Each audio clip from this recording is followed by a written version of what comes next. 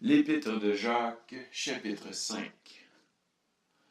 À vous maintenant les riches, pleurez et gémissez à cause des malheurs qui viendront sur vous. Vos richesses sont pourries et vos vêtements sont rongés par les nids. Votre or et votre argent sont rouillés, et leur rouille s'élèvera en témoignage contre vous et dévorera votre chair comme un feu. Vous avez amassé des trésors dans les derniers jours. Le salaire des ouvriers qui ont moissonné vos champs et dont vous les avez frustrés crie, et les cris des moissonneurs sont parvenus jusqu'aux oreilles du Seigneur de l'univers. Vous avez vécu sur la terre dans les plaisirs et dans le luxe. Vous avez rassasié votre cœur comme le jour de la boucherie. Vous avez condamné, tué le juste sans qu'il vous résiste. Soyez donc patients, frères et sœurs, jusqu'au retour du Seigneur. Voyez le cultivateur. Il attend le précieux fruit de la terre en faisant preuve de patience envers lui, jusqu'à ce qu'il ait reçu les premières et les dernières pluies.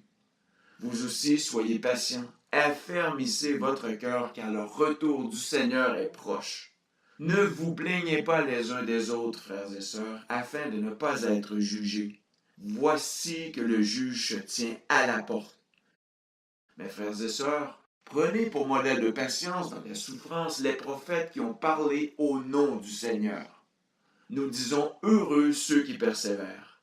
Vous avez entendu parler de la persévérance de Job et vous avez vu la fin que le Seigneur lui a accordée, car le Seigneur est plein de tendresse et de compassion.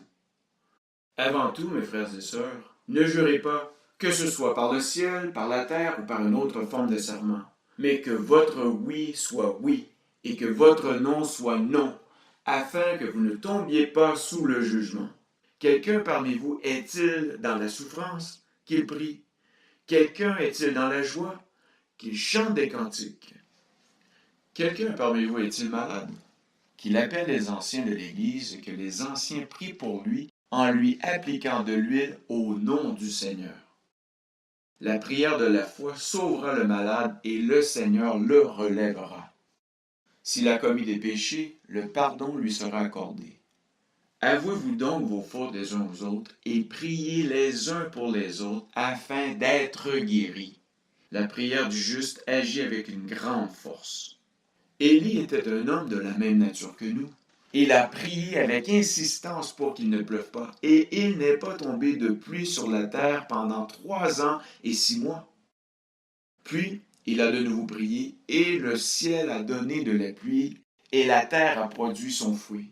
Mes frères et sœurs, si quelqu'un parmi vous s'est égaré loin de la vérité et qu'un autre l'y ramène, sachez que celui qui ramènera un pécheur de la voie où il s'est égaré sauvera une âme de la mort et couvrira une foule de péchés.